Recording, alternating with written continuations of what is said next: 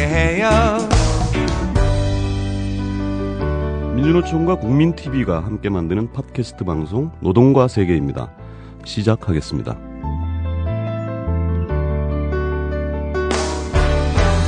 더 나은 세상, 아름다운 생각, 더해봐요. 민주노총과 함께. 노동과 세계에서는 진보정당 대표들을 모시고 세월호 참사를 계기로 한국 사회의 구조적인 문제점을 짚어보고 합리적인 대안을 모색해보는 시간을 가지고 있습니다. 지난주에는 정의당 천호선 대표 모시고 좋은 말씀 들었습니다. 오늘은 통합진보당 이정희 대표를 모시고자 했으나 출연을 고사하셨습니다. 이유는 잘 모르겠습니다.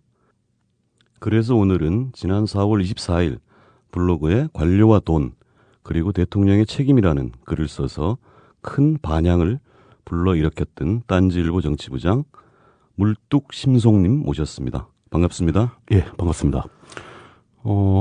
근데 통합진보당의 이정희 대표님이 빵꾸를 낸 자리에 제가 초대를 받다 보니까 제가 이제 드디어 일개 정당의 대표급과 동일한 대우를 받는다 싶은 생각이 들었습니다. 대단히 감사합니다. 이런 상황을 전문용어로 이제 사필 규정이다. 모든 일이 제자리를 찾고 있다라고 하죠. 예. 당황스럽습니다. 이게 뭐. 근데, 하필이면 정당이 왜 저랑 사이도 별로 안 좋은 통합진보당이었는지 이 점에 대해서 생각을 하다 보니까, 네. 이게 제작진의 의도가 좀 있구나. 일종의 보복 조치가 아닌가. 뭐 이런 생각까지 좀 들었습니다. 이게 좀 확대 해석은 경계를 일단 해야 될 것 같습니다. 우리 노동과 세계는 개인 방송은 아닙니다. 예. 공식 기관지이고요. 종이신문, 인터넷 매체, 그 다음에 이제 팟캐스트를 하고 있어요. 그래서 진보정당 모두에게 요청을 했고요. 저희 연대 사업실이 있습니다. 공식 요청을 드렸는데, 어쨌든 뭐 저희들은 좀 석연치 않은 이유가 좀 불분명하죠. 뭐 나오지 않으신 거죠. 예, 어떤 일정이 겹쳤다거나 뭐 이런 특별한 사유가 없이 그냥 나오신 건가요?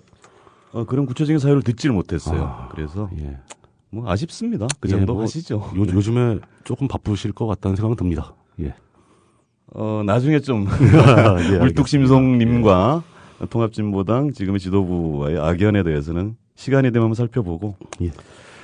본론으로 들어가죠. 예, 요즘 요 한 열흘 보름 동안 굉장히 화도 많이 나고 슬프기도 하고 해서 사실 잠도 못 이루고 하는데 많은 분들이 그러실 것 같습니다. 저 또한 그렇게 하고 있고요. 네. 예. 근데 이제 오늘 저를 불러주신 이유가 제가 최근에 블로그에 써가지고 이제 인터넷에서 많은 분들이 읽어주신 그 글에 대한 얘기를 해달라는 부탁을 하셔가지고 네. 이제 그것에 대해서 얘기를 좀 드릴까 합니다. 네.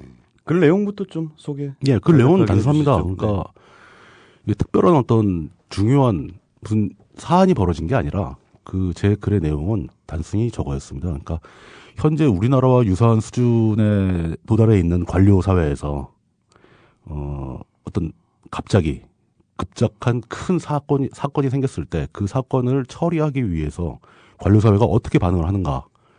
이 메커니즘은 과연 어떤 것인가? 이들은 어떤 어려움을 겪고 있는가라는 곳에서 출발해가지고 네. 그 관료 사회를 총괄 지휘해서 사건에 대처를 해야 할 대통령으로서 행정부의 수반. 예, 행정부의 수반으로서 네. 이분이 직접 그 상황을 어떻게 핸들링을 하고 계시는가? 이것을 지켜본 바 상당히 문제점이 많이 보였다. 네. 근데 이제 이 문제점이 바닥에 깔려 있고 위에 다양한 현실적인 문제들이 드러나는데 많은 분들이 이 문제의 핵심이 어떤 것인가에 대해서 어렴풋이는 다들 알고 계시면서도 명확하게 정리를 잘 못하시는 것 같아서 제가 나름대로 정리를 좀 해본 내용입니다. 그러니까 관료사회는 결국 각자의 책임을 최우선적으로 생각을 할 수밖에 없고 자신의 책임과 권한을 넘어서는 대안을 집행하기는 굉장히 힘들다. 이런 것은 어떤 최고 권력자 입장에서 좀 뭔가 보장을 해줌으로써 행동을 끌어낼 수 있는데 그게 전혀 이루어지지 못해서 사건에 대한 대처가 매우 무력하게 진행할 수밖에 없었다. 저는 그렇게 보고 있던 거죠. 물뚝심송님을 아시는 분들은 아시겠습니다만, 뭐랄까 좀 특이하게 이렇게 그 이슈들을 끄집어내서 확산시키는 그렇죠. 능력이 예. 있으세요. 뭐 비트코인, 기본소득, 뭐 경기동부 뭐 이런 문제들 끄집어내고 이번도 4월 24일이라는 날짜도 나름 의미가 있는데 예. 이 이후에 이 대통령의 책임이라는 것으로 방향들이 모아져가고 지금 청와대 자유 게시판이 2008년 다음 아고라 같은 성지가 되어 있는 상태잖아요. 아마 그쪽 담당자들도 굉장히 당황했겠죠. 사람들이 그렇게 몰려갈 줄 알았겠습니까? 예. 예, 리더십, 대통령 책임 문제 조금 더. 예. 이 관료와 돈 문제, 그 리더십이잖아요. 관료와 돈 문제 같은 경우는 비단 우리 사회뿐만 아니라 전 세계 어떤 사회에 가도 이건 굉장히 심각한 문제입니다. 그 관료 시스템을 구성할 때 모두가 다 이 생각을 해야 되고 또 평상시에는 그렇게 명확하게 책임과 권한이 구분되어 있는 조직이 맞는 거죠. 네. 일반 기업체 같이 이제 뭐 모든 사람이 모든 권한을 다 공유하면서 굉장히 빠르게 움직여야 하는 그런 조직도 아니고 그들은 오히려 어떤 그 규칙과 정해져 있는 그 룰에 의해서 움직이는 게 기본이 되어야 하는 사회는 맞습니다. 근데 그런 사회라고 하더라도 긴급한 사안이 발생했을 때는 또 역시 그 상황에 맞춰가지고 변화하고 적응력 있게 움직여야 할 필요가 있는데 네. 우리 사회는 아직 이런 그 긴급한 상황에 대한 시스템을 구축해 두는 것이 매우 부족하지 않았는가. 이번 상황을 보면서 굉장히 그런 우려를 진작부터 했었는데 네. 눈앞에 막 당장 비극적인 현실로 드러나니까 더 안타까운 마음이 굉장히 강해지는 거죠. 지난주에 천호선 대표가 나오셔서 그런 얘기를 하더라고요. 그러니까 부처 간의 전문성, 예. 업무의 구획 이런 것도 중요하지만 이 정도의 재난 상황이 터졌을 때는 첫째 이게 어느 정도 사이즈의 사고이고 재난인가를 최고 정책결정권자가 파악해야 되고 그렇죠. 규모를 먼저 파악을 네, 해야죠. 그리고 그것을 범정부적으로 사실 뭐라고 그러죠? 모기 잡는데 도끼 쓸 수 없는 것이고 그건 평상시에는 또, 그 말이 맞는 예, 말이죠. 호미로 막을 거를 가래로 막아서 안 되는 거잖아요. 그 판단부터가 그렇죠. 잘못하고 있는 거 아니냐 이런 얘기. 기본적으로 봤을 때 네. 그 여러분들이 그냥 여객선이 사고가 나서 많은 생명들이 사라졌구나라는 정도로 생각하시겠지만 이게 역사적으로 어느 정도 규모냐면은 4.19 때 사망자보다 훨씬 많은 사람이 목숨을 잃었어요. 그렇더라고요, 예. 숫자상. 그리고 네. 그 80년 광주 5.18에 공식적으로 확인된 사망자보다 더 많은 숫자가 목숨을 잃었습니다. 네. 이 정도 규모의 사건이라는 것을 과연 행정부의 수반이 인식을 하고 있었겠는가? 충분히 그 안에 탑승자 수가 400을 넘어 500에 육박을 하고 있고 그들 중 상당수가 구조되기 힘든 상황이라는 걸 아는 그 사고 직후의 순간에 이미 국가적인 재난 상황에 돌입했어야 되고 맞습니다. 비상체계에 진입을 했어야 되는데 그게 아니라 그저 해경 관할 내에서 벌어진 작은 사고로 간주하고 대처한 게 아닌가. 그러는 바람에 다들 얘기하는 그 골든타임을 다 놓치고 구조보다 인양에 더 관심이 가고 또 돈 문제로 자꾸 치환되고 이런 비극적인 상황이 벌어진 거라고 저는 판단을 하고 있습니다. 관료, 돈, 그리고 대통령 이거잖아요. 예, 그렇죠? 맞습니다. 관료와 예. 돈 관련 얘기를 좀 해주셔야 되겠네요. 예. 결국 돈이라는 것은 자본주의 사회를 움직이는 전체의 혈액 같은 존재입니다. 돈 문제를 떠나서 자본주의 사회하에서 발생한 모든 문제를 따져볼 수가 없습니다. 뭐 권력이 있고 뭐 여러 가지 뭐 각자의 역할이 있고 사상이 있고 그렇겠지만 사실 자본주의 사회는 돈이 모든 것을 움직인다고 해도 과언이 아니거든요. 그러나 돈이라는 게 무한정 있는 건 아니지 않습니까? 네. 이 국가라는 시스템이 움직일 때 그 시스템이 쓸 수 있는 가용 재원은 기본적으로 납세자들한테 거둔 세금이 전부입니다. 그 세입 내에서 국가의 살림을 운영해야 되기 때문에 네. 평소에 관료 시스템은 사용할 수 있는 돈을 지극히 제한을 할 수밖에 없고 그게 맞는 겁니다. 근데 이런 평상시의 일이 이렇게 다 쪼들리면서 돈을 아껴 써야 하면서 가더라도 이렇게 사람의 생명이 그것도 한두 명의 생명도 아니고 수백 명의 생명이 걸려있는 재난사태가 발생하면 그럴 때는 전 국가의 뭐 관료와 민간을 구분하지 말고 가용한 모든 자원을 다 일시에 투입을 해줘야 된다는 건 상식이죠. 근데 문제는 이 돈을 누가 책임질 거냐 하는 겁니다. 사건이 발생했을 때 당장 사람이 죽어가니까 살려야 된다. 그때는 누구나 가서 선뜻 먼저 집행을 해줍니다. 허락만 떨어지면 다 뛰어들어가서 사람을 찾습니다. 그러나 이 상황이 안정된 다음에 거기에 쏟아진 비용, 거기에 들어간 장비들, 인건비 뭐 이런 문제를 차후에 정산을 하는 과정에서 누가 책임을 질 것인가. 결국은 이 책임 소재가 유발된다는 거죠. 그게 돈 문제의 무서운 점이죠. 뭐 사람 생명보다 네. 돈이 별로 중요하지 않고 돈보다 생명이 훨씬 중요하니까 무조건 쏟아 부어야 된다. 누구나 할 수 있는 얘기입니다. 그러나 삶은 이어져야 하고 돈은 정산되어야 하는 거고 관료들이 이 점을 이해하지 못한다면은 섣불리 무슨 일을 할 수가 없는 거죠. 관료들은 자신의 책임과 권한을 넘어서는 자금을 집행하기를 두려워하는 겁니다. 책임을 져야 되니까. 잘못 덜 잘해도 잘리진 않는데 그렇죠. 규정을 벗어나면 즉각 잘린다. 이게 뭐 공직 사회 룰 100% 잘리는 반영이라면서요? 거죠. 뭐 감사당하고 뭐 형사처벌까지 나오는 거고 자신의 권한을 넘어선 재정을 집행했다. 이건 굉장히 심각한 문제죠.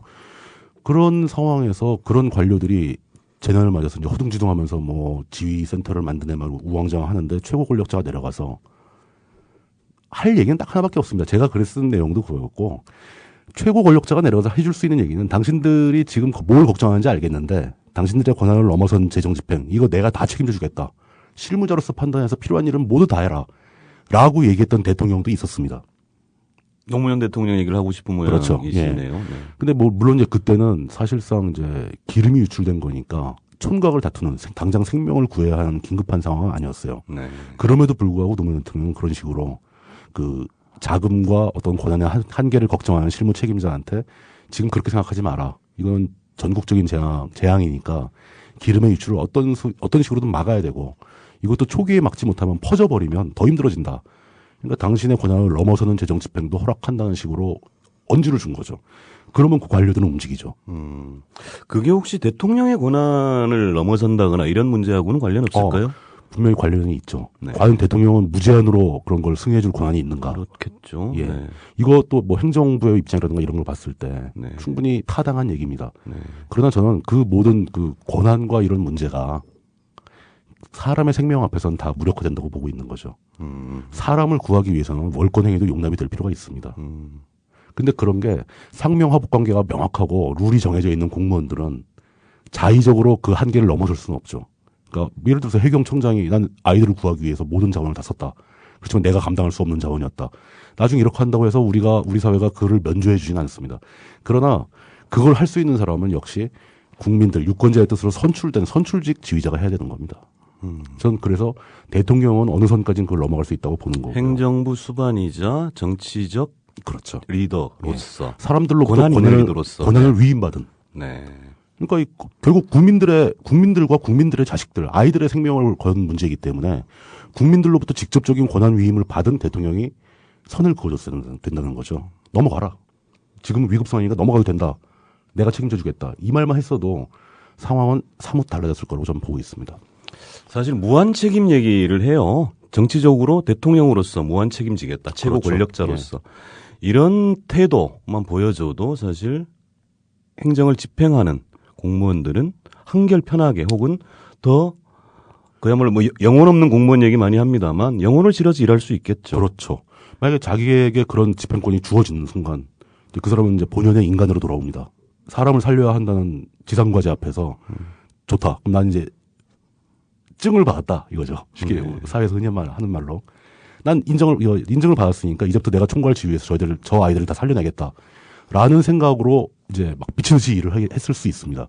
그러나 그렇지 못하고 옷 벗을 준비하라는 협박을 들은 상태에서 어떤 일을 할 수가 있겠습니까? 저는 대통령의 권한이 무한하다고 얘기하는 게 아니라 이번 상황은 그만큼 급박하고 시급했다는 거죠. 근데 이 상황에 대한 인식 자체가 부족했던 게 아닌가. 담당자는 물론 최고 권력자까지도. 전 그래서 특히 더 안타깝다고 생각을 합니다. 물리학 전공하셨죠, 그죠? 네, 어쩌다 보니까 무리를 해서 물리학을 하다가 물의를 빚었습니다. 라는 농담이 저희과에서 유행을 하죠. 아니 저는 뭐 혹시 실수할까 해서 이제 선박이 침몰을 한 겁니다, 세월호가. 네, 저는 이게 외부 충격에 의한 게 아니잖아요. 예를 들어 일본 어뢰 혹은 뭐 잠수함하고 부딪혔다 이런 게 아니라 뭐 그런 음모론이 나오긴 했었죠. 그래서 저는 이제 그런 사건은 없었다고 보고 있고요. 네. 예. 내부적 요인에 의해서 기울어집니다. 복원력을 상실했다고 예. 표현을 하더라고요. 그리고 이것이 복원력이 있었다면 전복되진 않았을 거예요. 그럼요. 그런데 예. 뒤집어집니다. 전복이라고 해요. 전복됐습니다. 그리고 3단계로 침몰한 겁니다. 나는 우리 사회의 안전을 대하는 자세라든가 혹은 정부 기구의 기능 역할, 그다음 대통령의 지휘 역할 이런 것들이 기울어졌고 이 복원력을 상실하면서 뒤집어지기 직전 아닌가 이런 생각까지 하고 있어요. 그래서 그런 비유도 가능할 거라고 저는 보고 있습니다. 어떤 한 사회도 분명히 대형 선박과 같이 그 복원력이라는 개념이 적용될 수 있을 것 같습니다. 그러니까 시스템이 제 역할을 못할 때 네. 어떤 정도 수준까지 이르러서 사회적으로 문제점이 막 터져나오기 시작하면은 그 사회가 그 시스템의 문제를 해결할 수 있는 역량이 있는가? 아니면 그 문제가 확대되면서 사회 전체가 다 붕괴하는가? 그런 기로를 역사 속에서 우리는 많이 볼 수가 있었죠. 이번 사건은 굉장히 심각한 경고등이 우리 사회에 켜진 거라고 저는 보고 있는데요. 우리 사회조차도 역시 보건력이 부족한 거 아닌가? 보건력을 잃어가고 있는 거 아닌가? 라는 생각입니다. 그러니까 우리 뭐 기울어진 경기장, 운동장 얘기를 많이 했잖아요. 일대 99의 네, 사회. 맞습니다. 네. 근데 이게 이제 위험 뭐 경고등 얘기를 했지만 위험 뭐 물론 조금씩 다를 수는 있습니다. 그게 무슨 뭐 책에 나와 있는 기준이 있는 게 아니니까. 근데 뭐 저희들이 보기에는 이미 빨간불이 들어온 지가 오랜데. 그렇죠. 지금 이제 보건력을 회복해야 됩니다. 그죠? 그렇죠. 근데 지금 이 박근혜 정권, 박근혜 정부가 이 보건력, 스테빌라이저라고 그러나요? 이 평형수 예. 역할을 할 수 있을 것인지, 또 어떻게 해야 이게 그야말로 대한민국 호가 전복하지 않을 것인지, 이런 얘기가 필요하겠죠. 출신답게 약간의 지적을 하자면, 네. 그 보건력 문제는 스테빌라이저는 관계가 없고요. 아, 네. 스테빌라이저는 이제 운항 중에 배가 흔들리는 걸 살짝 잡아주는 효과, 그 날개 같은 거고요. 괜히 아는 척했다. 이게. 네. 그 평형수에 말씀하신 건 이제 밸러스트라고. 아, 밸러스트입니까? 밸러스트 탱크에 그게? 물을 넣었다 뺐다 하는 그게 거죠. 그건 줄 알았습니다. 예, 네. 그 두 개는 좀 다른 겁니다. 네. 근데 이제 세월호 같은 경우는 화물을 많이 적재하기 위해서 밸러스트 탱크에 들어있던 평형수를 너무 많이 뺀 거죠. 네. 너무 많이 뺐다가 이제 그래도 물 말고도 평형수 말고도 배가 가는데 필요한 그 연료, 기름도 채워져 있고 그다음에 배에서 사람들이 마시는 식수도 채워져 있습니다. 식수는 이제 배 사람들은 그 청수, 그게 평형수에 들어있는 겁니까? 청수라고 부르는데 그것도 오. 같이 맨 밑바닥에 깔리게 돼 있는데 어허. 가뜩이나 화물을 과적을 하고 평형수를 많이 뺀 상태에서 배가 하룻밤새 계속 달리면서 연료도 많이 소모를 하고 사람들이 물도 많이 먹고 그러면서 청수도 줄고 연료도 줄어서 평형수가 더 줄어든 효과가 난 거죠. 그래서 배가 보건력을 완전히 상실해버렸다. 네. 뭐 이렇게 저는 이제 상황을 들었는데 저 물리학 얘기는 그만하고요. 예, 우리 그 사회 얘기를 중요한 게 하자고요. 아니라, 예. 예. 저는 그렇게 생각합니다. 우리 사회는 어느 정도 시스템이 완성이 된 상태에서 이 시스템이 변질되고 망가져가고 있다라고 진단하기 이전에 네. 사회 각 분야의 그 디테일한 세부 시스템을 들어가 보면 아직도 시스템이 제대로 만들어지지도 못한 단계라고 저는 판단합니다. 이게 왜 그러냐면 그럼에도 불구하고 우리 사회는 시스템도 채 만들지 못한 상태에서 그 굉장히 급속도로 발전을 하면서 그 덩치, 규모는 급속도로 성장해버린 겁니다. 전 세계 10위권의 경제 규모를 가지고 있고 무역 규모는 뭐 전 세계 7위권까지 올라가고요. 네. 이런 거대한 자원을 가진 그 규모의 국가가 요번에 여러분들이 보셨으면 아시겠지만 예를 들어서 이제 해안의 안전을 담당하는 해경의 구조라든가 그 해경이 구조 사업을 실시하는 단계적 매뉴얼이라든가 이런 게 지극히 원시적인 단계인 거죠. 이런 사고를 제대로 겪어보지도 못했고 겪었음에도 불구하고 시스템을 확충할 시간도 없었고 오히려 해경은 그러니까 구조 사업을 자신들이 어떤 자원을 확보해서 직접 운영하려고 노력하는 게 아니라 그 해양구조협회, 한국해양구조협회라는 그 민간 단체를 만들어서 그 단체에게 위임을 하려고 노력을 하고 외주, 용역, 하청, 민영화한 예. 해난 구조를 그러면서 그렇게 돼버린 거죠. 뭐 민영화도 사실 논리적으로 따져보면 뭐 타당성이 있을 수도 있습니다. 그러나 그 과정을 거의 대부분의 그 해양산업 관련자들은 이권으로 생각을 했고 거기에 뭐 삼성, 현대 등의 대규모 조선업체라든가 아니면 기존의 선박회사라든가 해양 화물 운송업체라든가 또 해경 출신 고위공무원 출신들이라든가 이런 사람들이 모두 임원으로 다 합류하고 이거는 이 사람들이 이걸 이권사업, 노후 대책으로 간주했을 가능성이 훨씬 높다는 거죠. 그러니까 이런 식으로 지금 기존의 해경이 어떤 시스템을 구축해서 운영하다가 변질됐다기보다는 아직 제대로 된 재난 대비 시스템조차 만들지도 못한 상태다. 외형적으로나 혹은 경제 규모에 비해서 그렇죠. 우리 사회의 세이프티, 안전망이랄까 혹은 또 그를 임하는 공직사회의 자세 뭐 이런 것조차도 굉장히 원시적이다. 네, 원시적이다. 아직 만들지도 못했다. 그러니까 우리는 솔직한 말씀으로는 이 사회 각 분야의 디테일한 시스템은 고치겠다라고 얘기하지 말고 이제부터라도 만들자라고 얘기해야 되는 단계를 저는 봅니다. 실제로 해양 운송뿐 아닙니다. 사회 각 분야, 예를 들어 코레일의 안전 시스템을 저희가 지금 객관적으로 다시 검토한다면 과연 그게 충분히 어떤 대규모 승객 운송의 안전을 감당할 만한 시스템이 있는가를 저는 아직 미비하다고 보는 사고가 안 나는 게 찬운인 거죠, 사실은. 그런 거죠. 시스템의 문제를 선한 개인들이 자신의 능력으로 맡고 있는 겁니다. 그러니까 순전히 기관사들의 능력이라든가 그렇죠. 선박 운항은 이제 그동안 승무원들의 고생이라든가 이 사람들의 위험하다라는 의견이 지속적으로 제시됐음에도 불구하고 아무런 조치도 없는 게 우리 사회였고요. 그러니까 이런 전근대적인 시스템을 넘어서야 된다. 그 단계를 넘어서야 된다. 우리한테 주어진 과제는 그런 거 아닌가. 구조적인 문제라는 건 이런 관점에서 봐야 되지 않을까라는 게 제 생각입니다. 근대화 얘기하니까 조국 근대화의 기수를 자임했던 그분의 따님이 지금 대통령이신데 만기칠남 얘기를 예. 꽤 했었어요, 그죠? 맞습니다. 저는 뭐 만기칠남 개인적으로는 만기칠남은 적어도 그 왕조시대 이전에 부족장 수준에서 가능한 것이 만기칠남이지. 그렇죠. 저 재정일지 사회 그렇죠. 예. 종교적 지도자가 할 얘기죠. 그런 거. 무당이 자좀 그런 거 아닙니까? 근데 아니 평소에는 그렇게 만기칠남 식으로 일을 하던 분께서 이번에는 왜 이렇게 재빠르게 발을 빼고 호통 일변도로 나가고 있는지. 그래서 모르겠습니다. 이거는 순전히 제 개인적인 생각인데요. 뭐 이런 말씀을 방송에서 드려도 될지 모르겠는데 박근혜 대통령의 표정을 보면은 저는 그랬습니다. 무서워하고 있는 표정이었었어요. 제가 느끼기에는. 예컨대 뭐 진도 예. 체육관 이런 여러 데서. 현장에서 보여준 네. 표정이라든가 국무회의 석상에서의 표정에서도 네. 제 생각이 그래서 그런지 몰라도 저는 거기에 굉장히 아주 깊이 숨어 있는 공포를 약간 엿볼 수 있었는데, 그러니까 이런 상황이 벌어졌을 때 자신이 어떻게 대처해야 하는지를 모르고 있어서 공포에 질린 거 아닌가, 뭐 이런 생각을 좀 해봅니다. 주변에서도 뭔가 이런저런 제안이 들어와서 그 하라는 대로 몇 개를 해봤는데 오히려 상황은 더 안 좋아지고 있고 지금 좀 무서워하고 있는 거 아닌가. 그러면서 이제 그렇게 되면은 사람의 그 공포가 엄습하게 되면 사람의 사고력은 약간 퇴행을 하게 되죠. 점점 더 힘들어지는 거 아닌가.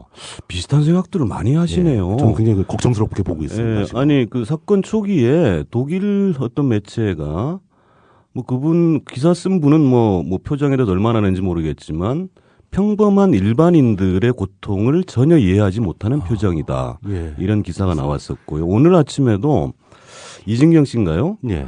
TV에 나오는 표정으로 봤을 때 이분은 지금 상황 인식 자체를 못하고 있다. 저도 오늘 페이스북에 썼는데 그 후보 이제 민주노총 건물이 경향신문에 있잖아요. 그 박근혜 후보 시절에 경향신문 6층 복도에서 예. 1대1로 딱 마주쳤어요. 저하고. 직접? 예.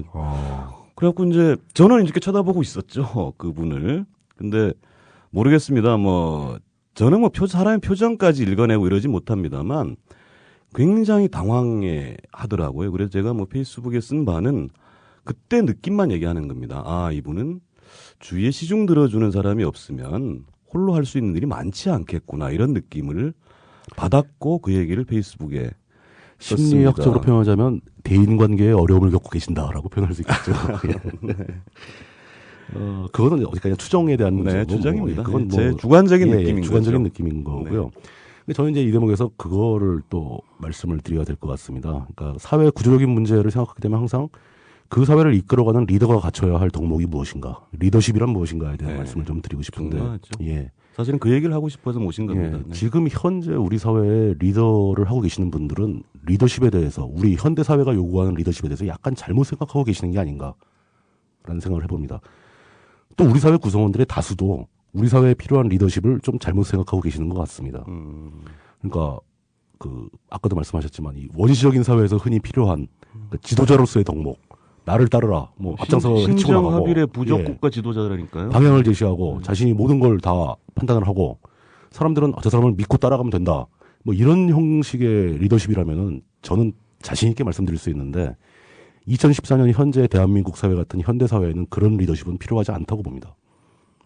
물론 많은 분들이 동의를 못 하실 것 같아요. 그러나 저는 오히려 현대 사회에 우리에게 필요한 리더십이라는 것은, 진정한 리더십이라는 것은 사람들을 이끌고 어느 방향을 제시하고 앞으로 나가는 그런 리더가 아니고, 이렇게 거대하고 세계 경제 규모 10위권 국가니까 거대하죠.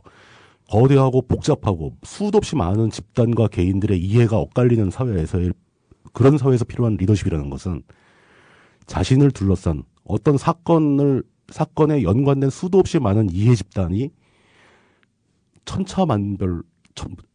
죄송합니다. 서로 엄청나게 다른 의견들을 쏟아내는 상황에서 그 의견들을 다 이해하고 의견들을 조율할 수 있는 것이 진정한 리더십이다.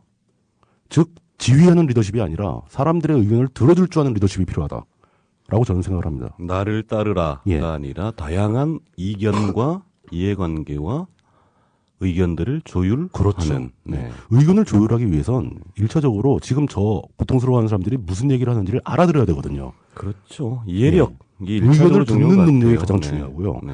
그 수도 없이 많은 의견들을 다 들어서 모은 다음에 거의 대부분 가장 많은 사람들이 만족할 수 있는 중재안을 만들 줄 아는 사람이 진정한 리더라는 거죠. 네. 리더는 새로운 의견을 낼 필요가 없습니다. 사실. 이런 복잡한 사회에서는 아무리 리더가 천재적인 능력이 있어도 최선의 대안을 리더가 만들어내는 방법은 없습니다. 거기 그 사건에 관련된 사람들의 의견 중에 어딘가에 숨어 있다는 거죠.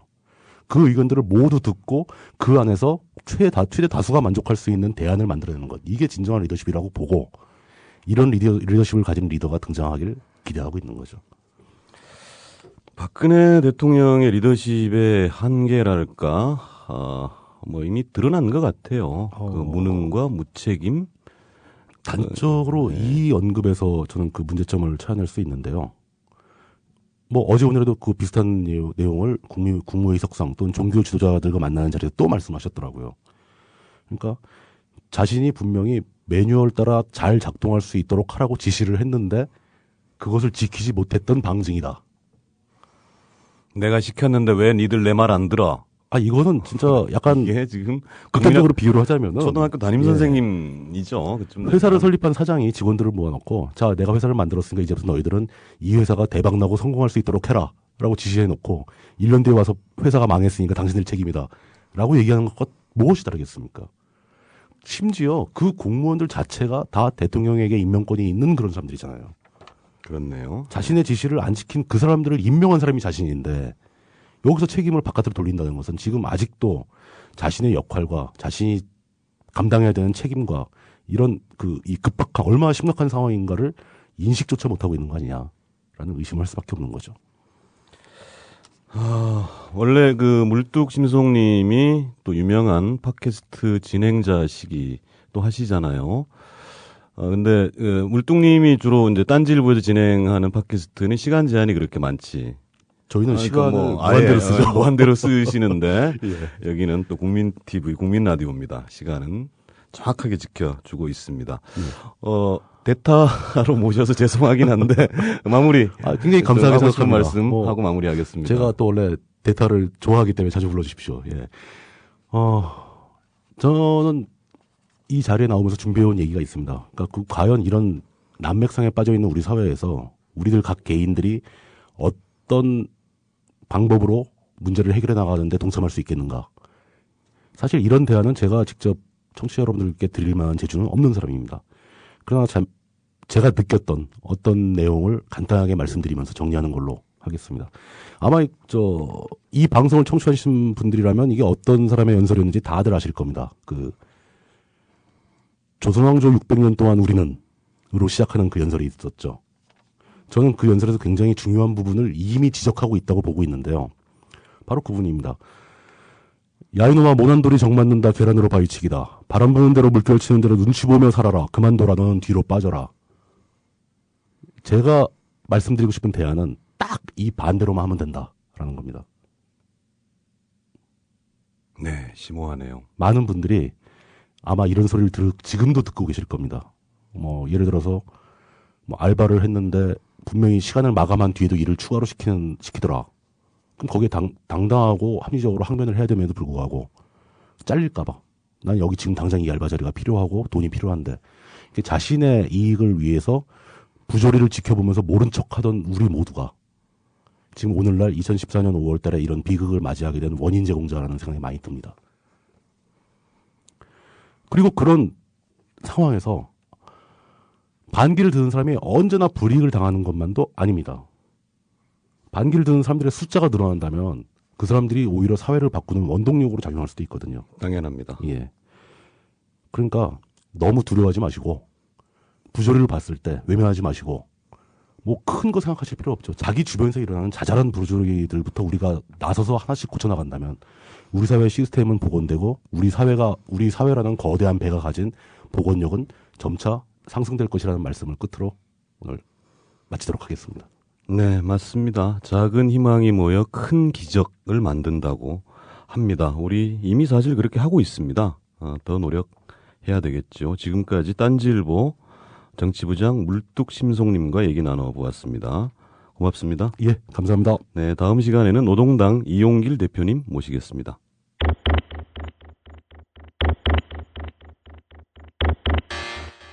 지난 5월 1일 노동절 대회에서 신승철 민주노총 위원장의 연설. 더 슬픈 이유는 그들이 노동자의 아이들이기 때문에 더 가슴이 찢어집니다.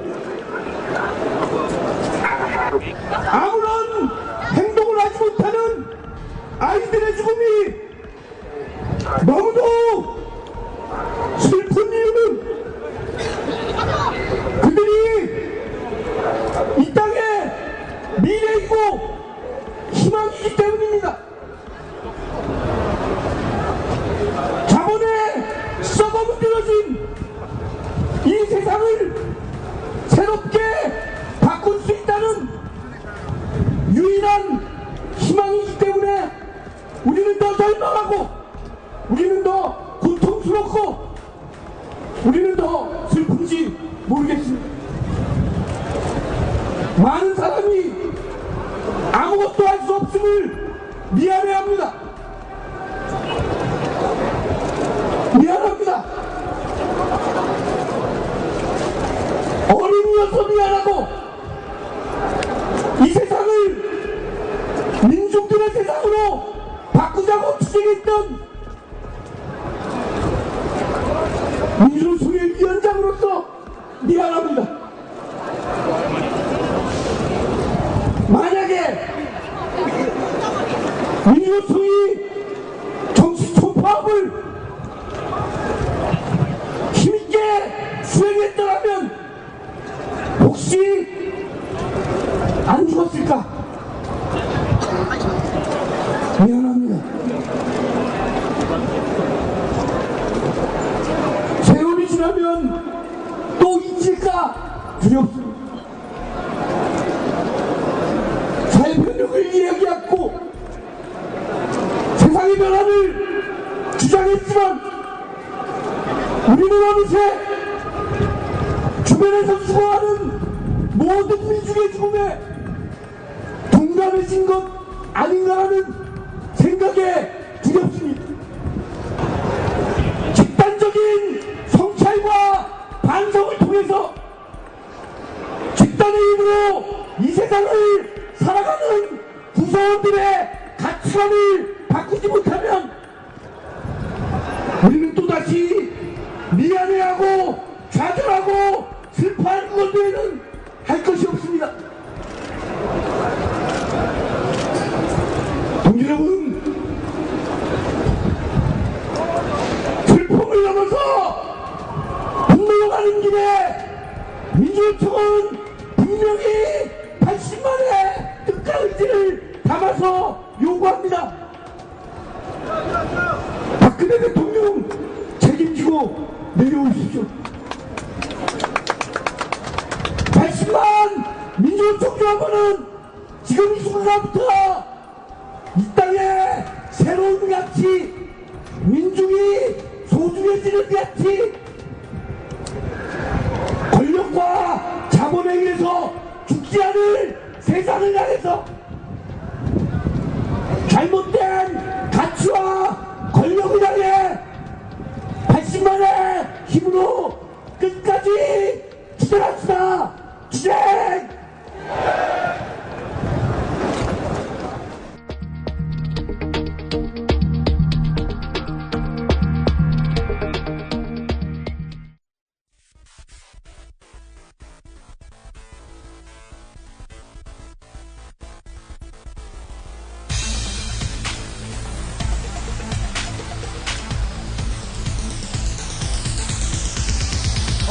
살든 얼마를 벌든 어떻게 아프든 돈 걱정 없이 국민 누구나 어느 누구나 가난해서 아픈 일은 없어야 한다. 건강과 생명 그리고 의료는 사고팔고 돈벌이 하는 상품이 아니다. 국민 모두가 평등하게 똑같이 누려야 할 기본 권리다. 아파서 가난해지거나 가난해서 아픈 일은 없어야 한다. 돈보다 생명이다. 의료 민영화는 절대 안 된다. 민영화 no no no no no no no no no no no no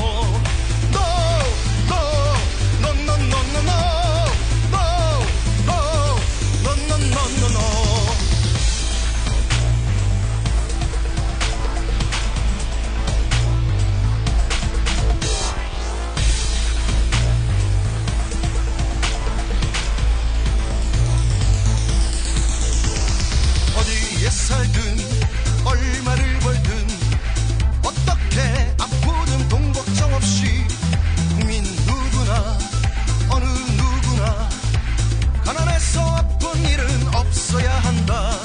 건강과 생명 그리고 의료는 사고팔고 돈벌이 하는 상품이 아니다. 국민 모두가 평등하게 똑같이 누려야 할 기본 권리다. 아파서 가난해지거나 가난해서 아픈 일은 없어야 한다. 돈보다 생명이다.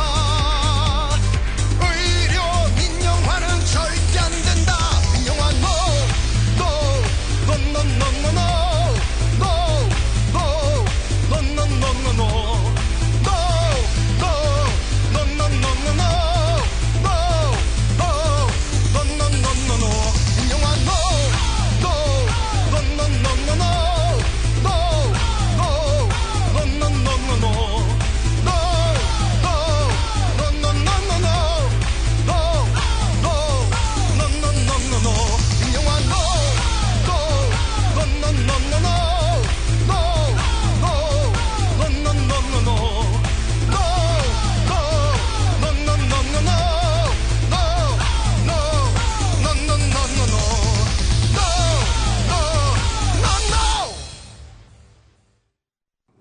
지난 4월 30일 대한문 앞에서는 세월호 희생자와 이웃을 위한 참회 미사가 봉헌되었습니다. 미사에서 현 우석 신부님은 세월호 참사는 생명보다 돈을 우선시한 결과라고 했습니다. 돈이 생명보다 중요한가라는 질문에서 자유롭지 못한 우리 모두가 이 사실을 반드시 기억해야 된다고 강조했습니다. 생명보다 돈이 우선하는 우리 사회에서 돈보다 생명을 이라는 슬로건을 걸고 활동하는 노동조합이 있습니다. 의료 민영화 반대를 위해 가장 앞장서서 투쟁하고 있는 보건의료노조 유지현 위원장님 모셨습니다. 반갑습니다. 네, 반갑습니다. 네, 소개와 인사 부탁드립니다. 예. 저는 보건의료노조 위원장이고요. 우리 보건의료노조 정식 명칭은 전국 보건의료 산업 노동조합입니다. 전국의 보건의료 산업에 종사하는 노동자를 가입 대상으로 하고 있는 산별노조이고요. 현재는 전국에서 150개 병원 혹은 의료 관련한 기관에 대상의 사업장들이 있고요. 150개 사업장에 한 4만 4천 명 정도 우리 조합원들이 있습니다. 병원에서 일하는 간호사, 의료기사 그리고 혹은 영양과에서 일하시는 우리 조합원들까지 포함해서 병원에서 옥상에서 지하 1층까지 일하는 모든 분들이 저희 조합원들입니다. 네, 건강 그리고 국민의 건강과 생명을 다루는 보건의료 노동자로서 이번 세월호 참사를 대하는 마음이 남다를 것 같아요. 네, 그렇죠. 참담한 마음이고요. 저희가 돈보다 생명을 이런 기치를 걸고 지금까지 싸울 땐 싸우기도 하고 활동을 해왔는데 결과가 이것밖에 되지 않았나라는 평가도 한번 해보고요. 조금 더 국민들과 함께 돈보다 생명을 위해서 더 노력해야 되겠다 이런 생각도 하고 있습니다. 의료 민영화 얘기 본격적으로 좀 해보겠습니다. 2013년은 진주의료원 폐쇄로 시작해서 철도노조 파업으로 끝났어요. 박근혜 정권은 여전히 의료 민영화, 철도 민영화를 집요하게 추진하고 있습니다. 지금 상황 어떤지 설명 부탁드립니다. 네, 의료 민영화는 비단 박근혜 정부로부터 시작된 건 아닌데요. 그 전에 이명박 정부에서도 줄기차게 시도를 해왔던 정책입니다. 그동안 국민건강보험 당연지정제를 폐지하겠다라고 했던 이명박 네. 정권 초기부터 우리 국민들이 촛불을 같이 들므로써 2008년도 영리병원 도입하려고 했던 시도를 일단 좀 막아냈던 성과가 있었고요. 그러면서 박근혜 대통령이 취임한 바로 다음 날 공공병원이 진주의료원을 폐업하겠다 이렇게 발표하면서 홍준표 도지사. 그렇죠. 예. 근데 결정적으로야 홍준표 도지사가 그렇게 발표를 하고 추진을 했지만 저는 뒤에서 우리 박근혜 대통령이 자유롭지 못한다고 생각을 합니다. 정부를 총 책임지고 있고 보건복지부를 통해서 진주의료원의 공공병원을 폐업을 충분히 막을 수 있었음에도 불구하고 수수방관한 거 아닌가 이렇게 생각을 하고요. 그것으로부터 시작했던 의료 민영화 정책이 사실은 의료 관광 호텔을 허용하고 그리고 10월 달에는 원격 의료를 하겠다고 발표를 하고 그리고 12월 18일에는 본격적으로 제4차 투자 활성화 대책이라는 이름으로 병원에서의 돈벌이를 금지하는 규제 이게 이제 영리행위를 규제하는 규제였는데 이걸 규제 완화하겠다 이런 조치로 의료 민영화 정책, 의료 영리화 정책 그리고 환자를 대상으로 국민을 대상으로 돈을 마음껏 벌어라 이런 정책들을 지금 발표하고 강력하게 추진을 하고 있는데요. 이것들은 간간히 나왔던 의료 민영화 정책의 총 패키지라고 얘기를 할 수 있을 것 같아요. 의료 민영화 얘기하면서 용어 정리 좀 하고 갈게요. 네. 우리가 이제 의료 민영화라는 얘기도 하고 병원 영리화라는 얘기도 하고 또 공공재 사유화 이런 얘기도 하잖아요. 네. 보통 보건의료노조에서는 병원 영리화라고 얘기하지 않았었나요? 아니요, 의료 민영화라고 얘기를 했고요. 민영화라는 뭐 사전적인 의미가 국가가 책임지고 책임져야 될 분야 이런 공적인 분야를 국가가 정부가 책임지지 않고 사적인 영역으로 이렇게 넘기는 것 그것은 저희가 총체적으로 민영화라고 하다 보니까 사실 이게 맞냐 이미 다 민간이 94%인데 민영화 맞냐 이런 논란이 있긴 합니다. 그렇죠. 예, 그렇지만 정부가 전국민 당연 지정제, 정국민 건강보험제 그리고 건강보험 당연 지정제 이런 제도의 규제를 통해서 일정 정도 규제를 해왔기 때문에 저희는 이것을 풀겠다. 하고 하는 거기 때문에 의료 민영화라고 저희 얘기를 하고 있고요. 우리 국민들 입장에서는 이미 다 민영화된 거 아니야? 이렇게 얘기하기 때문에 곧 이것은 의료 영리화도 같다. 이렇게 해서 저희가 의료 민영화 또는 의료 영리화 둘 다 용어를 사용하고 있는 상황입니다. 네. 얼마 전에 의사 파업도 있었습니다. 현장의 의사들은 의료 민영화 문제를 어떻게 생각하고 있는지 얘기 들어보겠습니다. 경기 도립의료원 포천병원에서 가정의학과 의사로 일하고 있는 김종명 선생님 전화 연결되어 있습니다. 안녕하세요. 예, 안녕하십니까. 공공병원 의사로서 겪는 의료 민영화 문제, 제도적 모순점 어떤 것들이 있는지 말씀 부탁드립니다. 예. 지금 정부가 추진하고 있는 의료 민영화 정책은 결국에는 이제 환자들 보고 국민들 보고 이제 의료비 지출을 더 늘리라라는 건데요. 네. 이게 이제 누구를 위해서 의료비 지출을 늘려야 되느냐의 문제 같습니다. 네. 그러니까 만일에 이제 국민의 건강을 위해서 또 더 수준 높은 의료 서비스 혜택을 위해서라고 하면 사실 의료비 지출은 더 전체 국민적으로 필요할 수 있을 겁니다. 그럴 수 있죠. 근데 이게 국민을 위해서가 아니라 지금은 사실은 기업이나 자본을 위해서라는 거죠. 네. 뭐 원격 진료라든지 의료 영리 자법인이라든지 이런 이제 의료 민영화 정책들은 결국 수혜자는 자본이라는 겁니다. 그러니까 원격 진료 과연 국민에게 무엇이 좋아질까요? 그러니까 지금도 사실 외래 진료 받아 보면 많은 환자들이 불평인 게 2분, 3분 진료밖에 못 받지 않습니까? 그렇죠. 제대로 상담받지도 못하는데 이게 원격 진료 되면요 2분, 3분 진료가 아니라 아마 뭐 20초, 30초 진료? 아마 이 정도도 안 될 겁니다. 거의 그냥 처방전만 리필하게 될 거거든요. 지금도 사실은 대형 병원 가면 예. 1분 미만짜리 진료가 수두룩합니다. 맞습니다. 네. 이게 그렇게 되면 원격 진료가 되면요, 아예 그냥 리필만 되는 거예요. 네. 의사나 이 제대로 의사로부터 제대로 자기 건강 문제에 대해서 상담받거나 이런 거는 전혀 불가능해질 거란 말이죠. 네. 그러니까 전체적으로 그 엄청나게 장비 사야 되고 그러는데 의료 서비스 질은 떨어지는 문제랍니다. 문제가 네. 발생이 돼요. 여기서 이 수익은 누가 보느냐? 그냥 장비 팔아먹는 기업들만 수익을 보는 거죠. 네. 이런 문제가 생기는 겁니다. 그래서 심각한 문제라고 저는 생각을 해요. 지금 이 문제 어떻게 극복해야 되는지 좀 간단히 설명 부탁드립니다. 좀 어려운데요. 어쨌든 지금 우리 보건의료라고 하는 거는 헌법 정신에 의하면 헌법에는 명확하게 명시되어 있거든요. 사회보장제도라고. 네. 그렇지 않습니까? 네. 즉 뭐냐면 그럼 결국 사회보장제도라고 하는 건강보험제도를 강화시켜 나가야 되는 건데 네. 그러니까 지금 현재도 건강보험제도가 참 보장률이 높지가 않기 때문에 제대로 된 사회보장제도라고 보기 어렵거든요. 네. 근데 이제 의료 민영화가 되고 그러면서 이제 건강보험 재정도 엉뚱한 대로 지출이 되고 국민들의 호주머니 지출도 더 엉뚱한 대로 늘어나게 되면 사실은 사회보장제도로서의 기능을 못하게 되는 거예요. 네.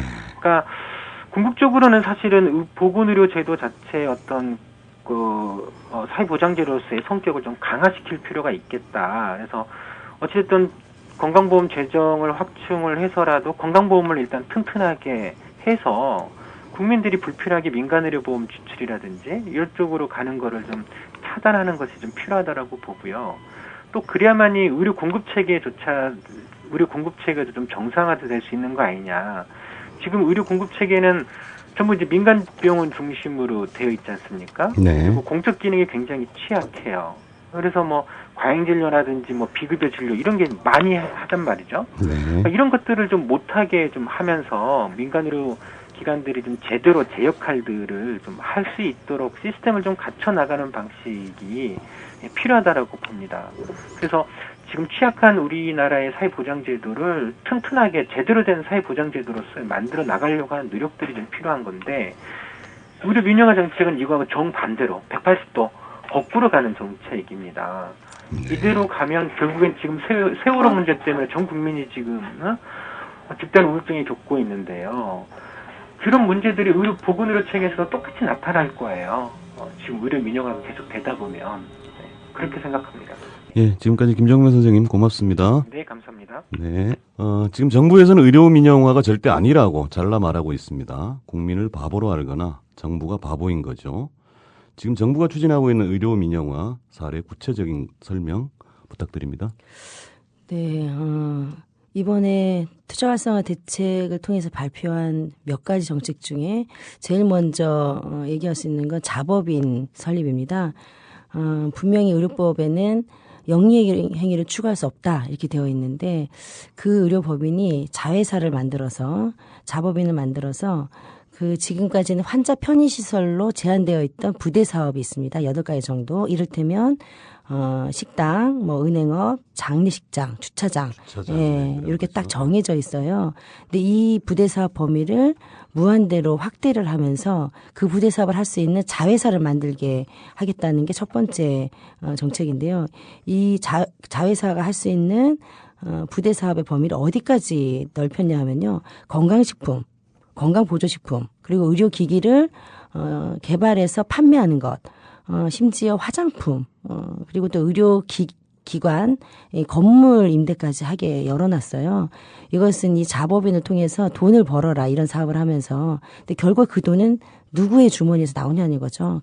결국 환자들의 주머니에서 나올 수밖에 없다. 그래서 이것은 의료 민영화다. 저희 이렇게 얘기를 하고 있고요.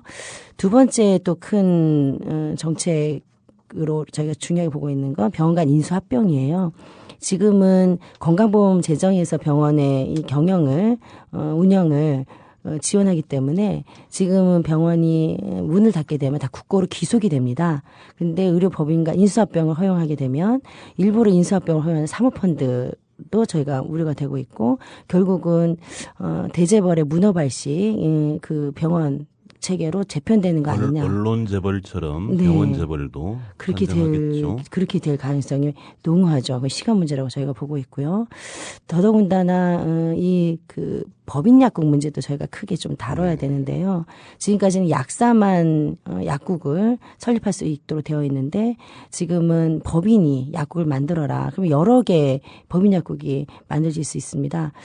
예를 들어서 노르웨이 같은 경우에 해외 사례 보면요. 법인 약국을 허용한 지 10년 만에 세계 제약회사가 자기 나라 노르웨이의 전국의 81%를 다 장악을 했어요. 그렇게 됐을 때 또 약제비는 어떻게 할 것이며 우리 국민들에게 우리 환자들에게 돌아가는 피해는 어마어마할 것이라고 저희가 보고 있습니다. 이 외에도 그동안 저희가 그 규제로 그 영리 행위를 막기 위한 규제로 있었던 많은 것들을 푼다고 하고 있는데 광고 허용도 여기 포함되어 있습니다. 왜냐하면 의료 광고는 지금 다 제한을 하고 있습니다. 그 규제를 하고 있는데요. 왜냐하면 광고를 하면 광고비가 있지 않습니까? 당연하죠. 예, 네. 그럼 그 광고비가 환자들의 의료비로 들어가면 의료비가 아무래도 높아지는 거 아니냐 이런 우려 때문에 광고를 제한을 했던 거예요. 규제를 했던 거죠. 근데 이 의료 광고를 허용을 하려고 하고 있어요. 결국은 또 우리 환자들의 병원비가 오르는 효과를 가져올 거라고 봅니다. 이외에도 뭐 신기술에 대한 허가 기간을 1년 6개월인데 6개월로 단축시킨다든가 뭐 등등의 모든 정책들을 환자들을 뭐 실험 대상으로 삼는 것도 아닐 거죠. 그렇죠. 1년 6개월이 너무 길다는 거예요. 근데 1년 6개월도 짧을 만큼 저희 신기술이나 의료기기나 이런 것도 충분하게, 왜냐하면 이거는 환자들의 생명하고 직결되는 문제잖아요. 그렇죠. 예, 근데 이런 것들을 6개월로 단축시켜서 뭐 마루타 시험하는 것도 아니고요. 그렇게 하겠다는 정책들을 지금 쏟아붓고 있고요. 문제는 이런 정책들에 대한 반대 여론, 국민들의 목소리 이런 것들은 전혀 듣지 않고 일정을 정해놓고 그리고 보건복지부 주도가 아니라 경제부처인 기획재정부 주도로 밀어붙이고 있다는 게 가장 큰 문제일 것 같습니다. 이 정부의 특성 중에 하나가 전문 부처들을 무시하는 것 같아요. 예를 들어 노동정책도 경제부처들이 알아서 좌지우지 하잖아요. 그죠? 그러니까요. 지금 저희가 이런 정책들을 가지고 안 된다. 보건복지부 확인도 하고 이렇게 했을 때 사실 보건복지부가 원격 의료만 하더라도요. 작년 6월까지는 원격 의료는 충분히 시범사업이 필요하다. 그래서 법 개정 놓고 더 시범사업을 해야 되기 때문에 지금은 도입할 때가 아니다라는 답변을 국회에 제출했다고 해요. 근데 불과 4개월 뒤인 10월 달에 원격 의료를 허용한 의료법 개정안을 보건복지부가 냈거든요. 저희는 이걸 보면서 무언의 압력 그리고 정부 부처 중에 국민의 건강과 복지를 가장 책임지는 보건복지부가 책임을 반가는 것도 있지만 기재부나 청와대 이런 주도로 하기 때문에 그 10월 달에 낸 거 아니에요. 이렇게 지금 저희가 보고 있고요. 또 하나는 지금 부대사업 아까 설명을 좀 드렸는데요. 부대사업 범위 확대에 대한 것도 법을 개정해야 되는데 이것을 가이드라인으로 하겠다. 그러면 이걸 어디에서 할 거냐. 기재부 가이드라인을 하겠다. 이런 얘기들이 지금 나오고 있는 실정이라서요. 상당히 우려가 되고 있습니다. 안타까운 것은 전문 관료들인데 그죠. 보건복지부 관료, 네. 모의 관료들도 이런 전문가로서의 자부심조차 팽개친 거 아닌가 해서 안타깝습니다. 의료 민영화 반대 여론은 대단히 높은데 한편 현행 또 병원들의 지금도 또 영리 추구를 하고 있지 않습니까? 이런 거에 대한 거부감 같은 것도 없지 않아 있는 것 같긴 해요. 우리 국민들이 현재 의료 시스템에 대한 만족도가 많이 낮을 거예요. 병원에 가서 병원비가 높기도 하고 병원 문턱이 좀 높잖아요. 오랫동안 기다렸다가 1분 진료를 하기도 하고 그리고 건강보험이 적용되지 않는 비급여 부분이 많다 보니까 아무래도 이제 병원비가 높고 그런 데 대한 이 어려움들을 오히려 해소하고 그래야 될 텐데 오히려 거꾸로 가는 정책들을 지금 하고 있고요. 그러다 보니까 국민들이 지금도 병원비가 높고 병원 가기가 문턱이 높은데 이것보다 더 높아질 병원비에 대한 우려. 그래서 의료 민영화는 안 된다라는 그런 지지와 반대 여론들을 같이 형성해 주시는 것 같아요. 이 정부 특성 중에 하나가 안 알려줌이라는 게 있어요. 모르쇠로 버티는 겁니다. 아니라는 거예요. 보건복지부는 지금도 아마 홈페이지에 보건복지부는 의료 민영화 추진하지 않습니다. 이런 그걸 걸어놓고 있거든요. 어쨌든 온 국민이 알고 있습니다. 의료 민영화는 강하게 추진되고 있는데 정부가 이렇게 무리하게 의료 민영화를 추진하는 이유는 뭘까요? 이 정부가 태생부터일 텐데요. 저는 결국은 이렇게 진행됐을 때 누가 이익을 보느냐를 보고 그 입김이 작용되는 거 아닌가 이렇게 저희가 유추할 수 있을 것 같아요. 곧 다시 말해서 원격 의료를 추진했을 때 국민들한테 도움되는 게 있느냐? 없거든요. 그런데 누가 도움이 될까? 그러면 원격 의료가 허용됐을 때 의료기기를 판매하는 그 회사 어딜까? 삼성 같은 재벌일 거고요. 그러면 이 원격 의료를 정보를 보내는 이 통신 기기가 이용이 되잖아요. 그러면 이거 통신 회사 결국은 국민들보다는 이 자본 재벌 이런데 예, 이 때문에 그렇게 강하게 추진하는 거 아닐까 이렇게 저희는 보고 있습니다. 돈보다 생명을 다시 한번 상기해 볼 필요가 있습니다. 재벌의 호주머니를 위해서 국민의 건강과 생명을 팽개치는 정책을 이 정부가 하고 있다는 거죠. 영국 얘기 잠깐 저는 하고 싶은데요. 그 민영화의 나라라고 그러잖아요. 대처 이후에. 근데 영국에서도 철도를 민영화했다 재국유화했습니다. 그리고 그 의료 민영화는 손을 안 댔어요. 제가 기억하기로는 2012년 월드컵 올림픽인가요?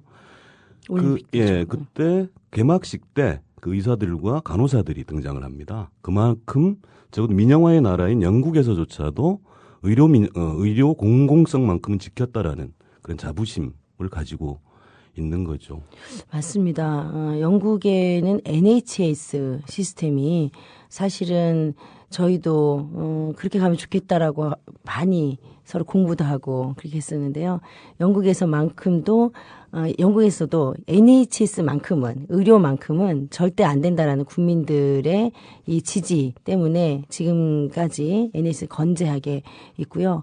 거의 병원비가 들지 않고 아프면 아픈 만큼 치료받을 수 있고 내가 아파도 마음 놓고 다 나을 수 있는 그런 시스템을 가지고 있습니다. 저희가 본받아야 될 제도 중에 하나이죠. 네, 의료 민영화 문제점 짚어보고 있습니다. 어쨌든 우리 국민 여론도 의료 민영화 반대 여론은 분명하잖아요.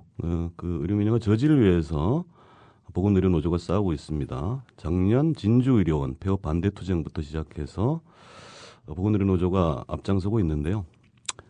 위원장님 삭발로 하셨어요. 네. 어찌된 일입니까? 어떻게 싸우고 있습니까? 네. 저 위원장 임기 3년 동안 3번째 삭발을 올해 했는데요. 아이고, 예.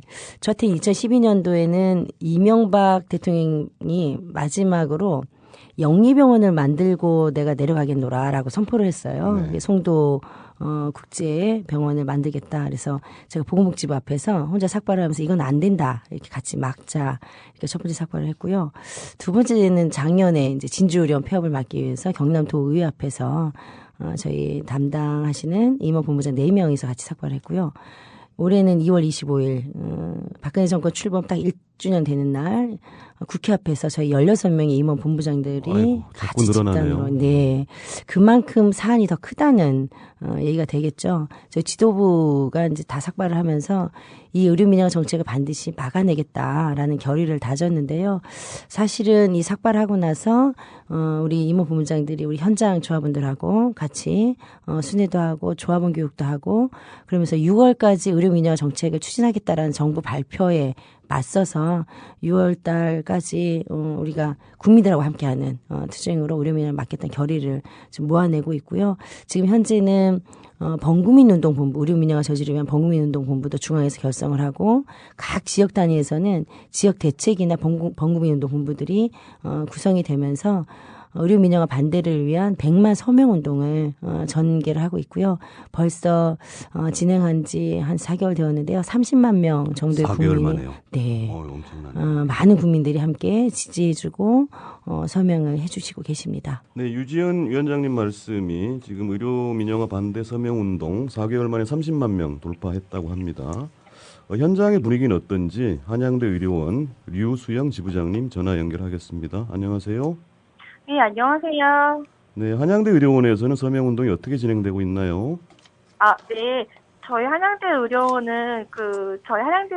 의료원은 저기 병원 전체 그 보건의료 지침과 똑같이 전조합원한테는 부서별로 대의원 통해서 서명전은 다 받았고요. 가족과 함께. 네. 그리고 로비에서 주 병- 1회 정도 그 환자 보호자 대상으로 의료 민영화 서명전 받으면서 저희 한양대학교잖아요. 네. 의료원이라서 네. 한양대학교 그 학교에 가서도 받아보고 또 주변에서 성수동에 있는 그런 지하철역 앞에서도 한번 받아보고 또 병원 근처에서도 받아봐서 전체적으로 저도 이런 서명전을 외부로 나가서 받는 건 처음인데요. 네.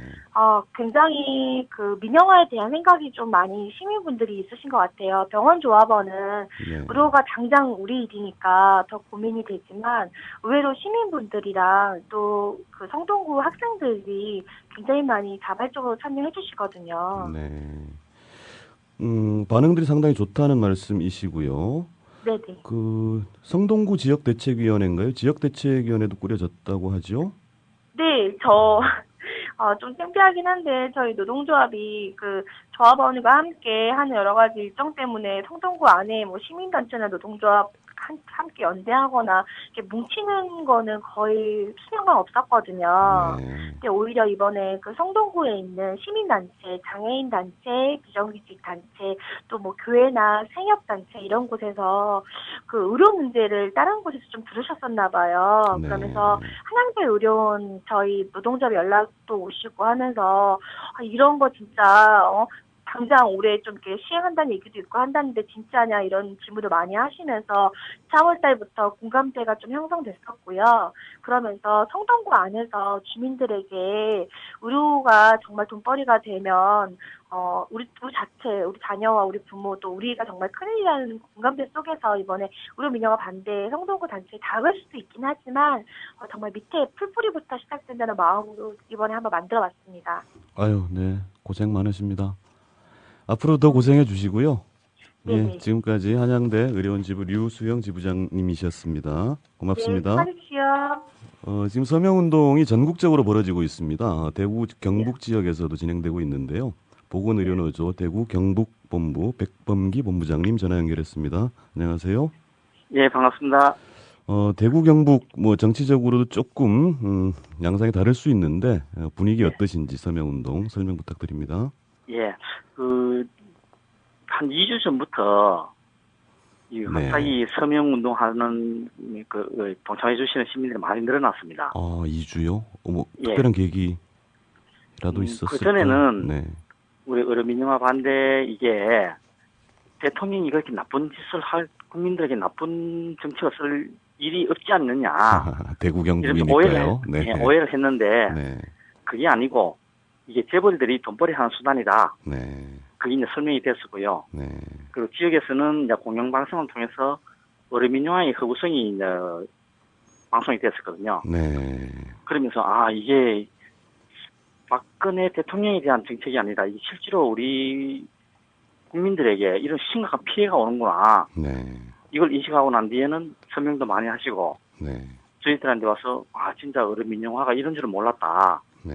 그러면 꼭 막아야 되니까 여러분들이 어떻게 쓰든 이렇게 좀 막아달라. 이렇게 하면서 설명이 많이 참석하십니다. 공영방송이라고 하셨는데 어느 방송인가요? 소개를 해드려야 될 것 같아요. 그죠? 예. 그러면은 KBS, MBC에서 뉴스도 좀 다뤘었고요. 네. 시리즈물로 나가는 거는 KBS 대구 방송에 훌륭하네요. 시선 오늘을 보다. 네. 거기에 4월 2일자 방송이 됐었습니다. 예, 다시 보기로라도 꼭 봐야 되겠습니다. 예. 거기 보면은 원격 오히려라든가 의료 민영화의 허구성이 적나라하게 드러납니다. 네. 앞으로 계획은 어떠신가요? 저희들은 지금 이제 오늘도 제가 그 방송 녹음하고 왔었는데 네. 시민 단체들이나 이런데 이제 강연 많이 다니고요. 네. 그리고 매주 수요일은 대구 시내 곳곳에서 의료 민영화에 대한 캠페인도 하고 서명운동도 하고 이렇게 하고 있습니다. 그리고 지금은 잠시 중단됐습니다만은 매주 금요일 7시에 대구 백화점 앞에서 의료 민영화 반대 서명도 받고 캠페인도 하고 그렇게 합니다. 네, 대구 계신 분들 매주 금요일 7시라고 하셨죠? 예. 그리고 수요일 낮 시간에는 매주 수요일 네, 수요일. 예, 다음 주에는 그 경북대학교 북문에서 합니다. 네, 많이들 관심 가지고 참여해 주시기 바랍니다. 본부장님 고맙습니다. 예, 고맙습니다. 네, 각 지역에서 굉장히 고생들을 많이 하시고 국민들의 반응도 좋은 것 같습니다. 이런 반응들 어떻게 보시나요? 아무래도 의료 그리고 건강 이게 전 국민이 뭐 그냥 가장 가깝게 다가가는 이슈이기도 하고요. 네. 그리고 워낙 그동안 영리병원 의료 민영화 관련한 게 최근에 한 2008년도 이후부터 본격적으로 얘기가 되면서 많이 이제 공감대 있었던 것 같아요. 근데 특히 이번에 박근혜 정부가 추진하려고 하는 의료 민영화 정책이 워낙 그동안 나왔던 풀 패키지로 한꺼번에 수단해가지고요. 대놓고 막 밀어붙이니까. 네. 예. 그러다 보니까 우리 국민들이 정말 이건 막아야 되겠다. 그리고 이렇게 가다가는 정말 내 이 건강과 생명이 담보되지 못하겠다라는 위기식들이 좀 같이 표현되는 것 같고요. 물론 이것을 위해서 같이 함께 해주시는 우리 대책이나 우리 범국민운동본부 같이 해주시는 많은 시민사회단체들이 도움도 아주 역할이 컸습니다. 아까 전화 인터뷰하면서 그 대구 경북 본부장님 말씀 중에 많이 안 알려졌다는 것들이 상당히 크잖아요. 네. 최근 2주 사이에 급격하게 참여도가 높아졌다는 것 대단히 좀 중요한 의미가 있는 것 같고, 또 한양대 의료원 같은 경우도 학생들, 지역 주민들이 많이 참여해 주신다는 것 대단히 좀 중요한 의미가 있는 것 같습니다. 네, 저희가 발로 뛴다고 많이 뛰었으나 아직도 부족한 겁니다. 더 열심히 뛰겠습니다. 네, 많이 관심 가져주시고요. 의료 공급 체계, 인력 확충 이런 문제도 좀 해볼 필요가 있을 것 같아요. 예. 저희가 지금 현재 우리나라의 보건의료 체계는 비정상적인 건 맞아요. 그래서 박근혜 대통령이 비정상의 정상화를 많이 얘기하는데 저희는 비정상적인 의료를 정상화하려는 게 지금 박근혜 정부가 내놓은 이런 투정활성 대책이 아니고 그동안 저희가 몇 년 동안 얘기해왔던 게 있습니다. 지금의 의료 체계는 이 비뚤어져 있다. 그래서 의료 공급 체계를 제대로 바로 잡아야 된다. 특히 1, 2, 3차 이 의료 체계 문제. 그리고 또 우리나라가 공공병원 비율이 굉장히 낮습니다. 네. OECD에서 최하위예요. 공공병원 비율이 10%도 안 되거든요. 그래서 공공병원 비율을 높이는 문제, 이것을 포함해서 의료 공급 체계를 제대로 해야 된다라는 게 첫 번째 저희 주장이었고요. 또 하나는 건강보험 보장성을 높여야 된다. 그래서 저희가 건강보험 하나로 모든 병원비를 해결하는 사회를 만들자, 이런 운동을 몇 년 동안 전개해 왔는데요. 건강보험 하나로 운동이죠. 예, 그렇죠? 예. 네. 우리 국민들이 매달 꼬박꼬박 보험료를 내잖아요. 그럼에도 불구하고 또 병원 가서 내는 병원비가 또 많거든요. 네. 그러다 보니까 우리 국민들이 실손용 보험이나 민간보험을 또 하나 들어야 되는 이런 현실이기 때문에 그런 게 아니고 민영보험 말고 우리 그 공적인 보험인 건강보험으로 다 해결할 수 있도록 하자. 그래서 건강보험 하나로, 그러니까 건강보험 보장성 강화 운동이죠. 이런 운동을 두 가지를 주축으로 하면서 또 하나 저희가 보건의료노조에서 조사를 저희 조합원들 해보면 인력 문제가 굉장히 심각을 해요. 거기다가 우리 환자들도 병원 가면 왜 이렇게 의사 얼굴 보기 어렵고 간호사 얼굴 보기 어렵냐, 너무 힘들다, 이런 얘기를 하잖아요. 그리고 또 지금 핵가족화 시대인데 꼭 누가 입원하면 한 사람이 붙어 있어야 됩니다. 보호자로. 그러니까 그게 안 되면 간병을 써야 되잖아요. 그렇죠. 이런 문제가 지금 다 정말 바꿔야 되는 비정상적인 의료 체계인데, 오히려 이런 것들을 개선하려고 하는 정책이 아니라 오히려 이것들 더 심화시키고 더 병원비를 높이게 하고 인력은 더 줄이려고 하는 이런 민영화 정책이기 때문에 저희가 반대하는 거고요. 오히려 저희는 민영화 안 된다라는 반대를 넘어서서 이번 기회에 의료 공급 체계를 제대로 잡고 공공병원 비율은 높이고, 그리고 보건의료 인력, 특히 OECD의 3분의 1 정도밖에 되지 않는 이 인력을 획기적으로 늘리면서 일자리를 확충하자. 오히려 일자리 확충은 의료 민영화가 아니다라는 얘기들을 저희가 이 공간에서 동시에 같이 하고 있습니다. 그렇습니다. 단순히 민영화를 저지하는 것이 아니라 그 저지를 넘어서 공공성을 강화하는, 그야말로 국민 건강과 생명을 지키는 정책들을 노동조합이, 노동운동이 함께하고 있다는 것 꼭 기억해 주시기 바랍니다. 네, 노동조합이 이렇게 의료 공공성 강화를 위해 싸우고 있는데, 홍준표 도지사 취임한 지 얼마 안 돼서 강성노조를 깨겠다며 강성노조 탓이라고 하면서 진주의료원을 폐쇄했습니다. 230일 넘게 경남도청 앞에서 노숙농성을 하고 계십니다. 진주의료원 지부 박석용 지부장님 전화 연결했습니다. 안녕하세요. 예, 반갑습니다. 네, 지금 너무 고생 많으십니다. 지금 상황 어떠신가요? 설명 부탁드립니다. 예. 우리 작년 9월 11일부터 노숙농성을 시작을 해서 한 240일 정도 지났는데요. 아이고, 240일. 네. 처음에는 뭐 천막도 못 치게 해서 뭐 스티로폼과 파라솔, 침낭, 비닐 한 개로 이렇게 버텼었는데. 네. 그런데 최근 뭐 14일날 진주의료원 폐업 장본인인 홍준표 경남도지사가 6.4 지방선거 새누리당 경남도지사 후보로 선출이 됐습니다. 확정이 됐죠. 그러고 나서 18일에 갑자기 기습적으로 농성장을 그냥 치워버렸어요. 아이고, 예. 그나마 뭐 이슬을 피하고 노숙을 하고 있었는데 그것마저 뭐 빼앗아버린 거죠. 하지만 뭐 우리는 21일부터 다시 처음부터란 각오로 뭐 은색 깔개 한 장하고 뭐 침낭 한 개로 이슬을 맞아가면서 농성을 이어가고 있습니다. 아이고, 며칠 전에 그리고 뭐 우리 조합원들과 지방의료원 지부장님들과 간부님들, 보건의료노조가 연대해 주시고 또 노숙농성도 같이 함께 해주시고 이렇게 하니까 힘을 내서 함께 하고 있습니다. 그리고 뭐 도민들에게 진주의료원 재개원이 필요하다는 홍보전을 계속 이어가고 있습니다. 홍준표 도지사는 여전히 잘했다고 하고 있죠, 그죠? 예. 아이고, 좀 며칠 전에 비도 왔는데 건강은 좀 어떠십니까? 바닥에 한 8개월 이상 이렇게 길바닥에 이리 짜다 보니까 지금 상당히 허리가 상당히 안 좋고요. 제 또 건강 상태도 실제로 좋지 않아서 뭐 그렇지만은 공공의료가 필요하다고는 그런 부분에 대한 신념 하나는 가지고 있어가지고 이 부분에 또 도민들과 국민들이 나름대로 호응도 해주시고 이렇게 하니까 뭐 좀 아프지만은 견디고 있습니다. 아이고, 의료 공공성을 위해서 그리고 국민의 건강을 위해서 자신의 건강은 돌보지 못하고 투쟁하고 계십니다. 모쪼록 건강도 살피시기 바랍니다. 지부장님 고맙습니다. 예, 고맙습니다. 네, 진주의료원 지부장님 전화 연결했었는데요. 뭐 안타깝습니다. 진주의료원 얘기 조금 보강 설명해 주시죠.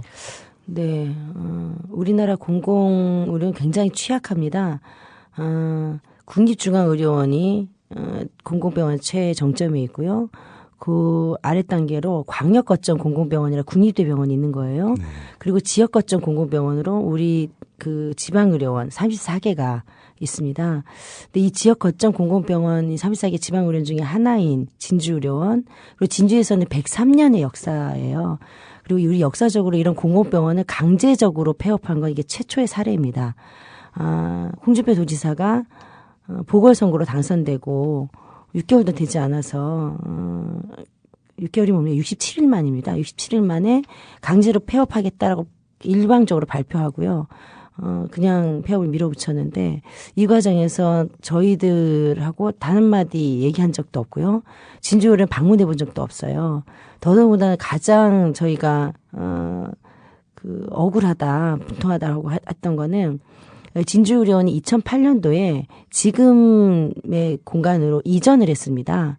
그리고 또 그 이전하는 비용은 국비가 들어간 거고요. 국비와 도비가 반반으로 해서 확대 이전을 했어요.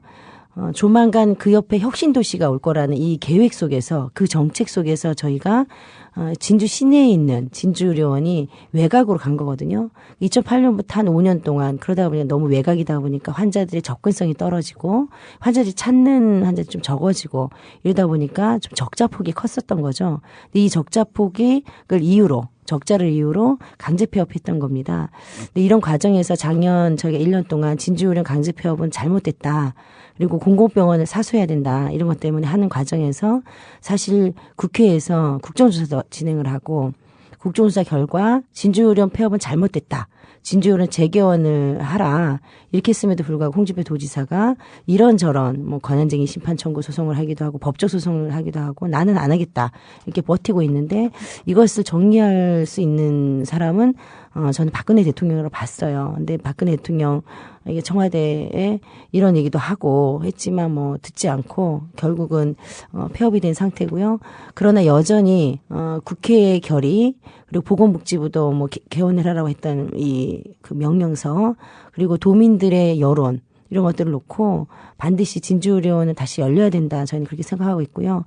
그런 면에서 우리 지부장님이 지금 240일 넘지만 경남도청 앞에서 홀로 노수농성을 하기도 하고 그 당시에 정예고된 우리 70여 명의 조합원들이 같이 경남도민들과 우리 진주시민들한테 진주를 다시 열자라고 하는 선전전과 홍보전을 하면서 지금도 싸우고 있습니다. 진주에서 진주의료원이 강제 폐업되면서요. 거의 그 250여 개의 일자리가 없어진 거예요. 예, 그리고 그 당시에 입원했던 그 우리 환자 보호자들 특히 환자들 강제 퇴원 당했고요. 강제 퇴원 당한 환자들 중에 벌써 40여 분은 벌써 돌아가셨고요. 예. 그런 과정 보면서 공공병원 하나가 얼마나 소중한지 그리고 그 적자가 정말 그 건강한 적자, 착한 적자라는 얘기도 있는데 정말 공익적으로 필요한 적자면 우리가 세금을 내서라도 유지해야 되는 거 아니냐. 저는 이렇게 말씀드리고 싶고요.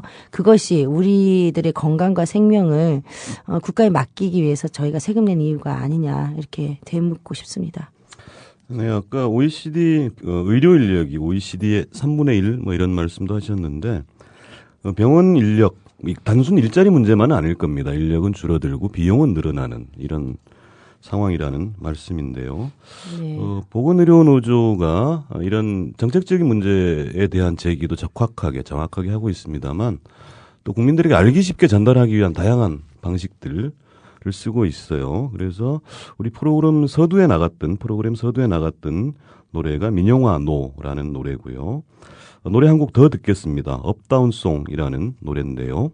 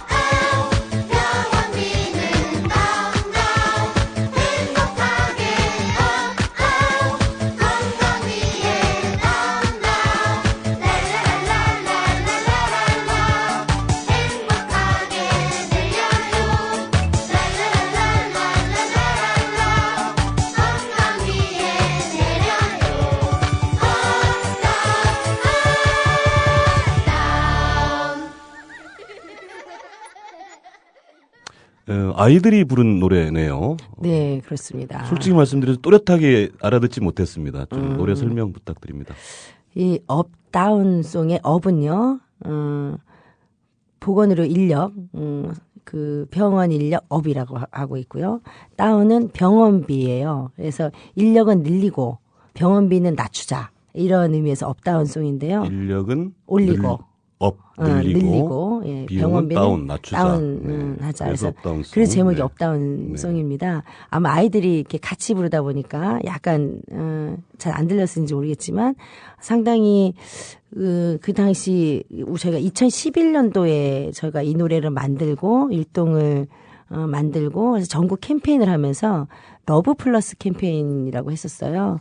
그래서 러브 플러스 그 병원 인력이 늘어나면 환자들에 대한 사랑과 건강과 안전도 늘어난다 이런 의미에서 러브 플러스였는데. 러브 플러스. 네. 네네. 예. 그런 의미였는데요. 결국 이제 핵심은 병원비는 낮추면서 인력은 늘려서 정말 이 환자가 안전한 병원 그리고 그 환자들을 돌보는 우리 보건의료 인력도 건강하게 이런 병원을 만들자는 저희의 홍보 캠페인이었습니다. OECD 그 최하위 인력이에요. 저희 나라가 보건의료 인력이 3분의 1 혹은 어떤 직종에는 2분의 1 정도 수준인데요. 우리 국민들이 아마 많이 공감을 하실 거예요. 병원 가면 너무 의사 얼굴 가서 보기 어렵다. 이게 이제 하소연이실 텐데 그 이유가 다른 나라에서 예를 들어 간호사 한 사람이 환자 4명을 본다고 하면 저희는 간호사 한 사람 한 15명에서 20명을 봅니다. 그만큼 환자들한테 돌보는 손길이 못 미칠 수 있고요. 결국 이건 가장 중요한 거는 환자 안전의 문제입니다. 환자가 병원 입원해서 내가 마음 놓고 치료를 맡길 수 있어야 되는데 그런 안전한 치료를 위해서는 인력이 적당하게 보장이 돼야 된다는 거고요.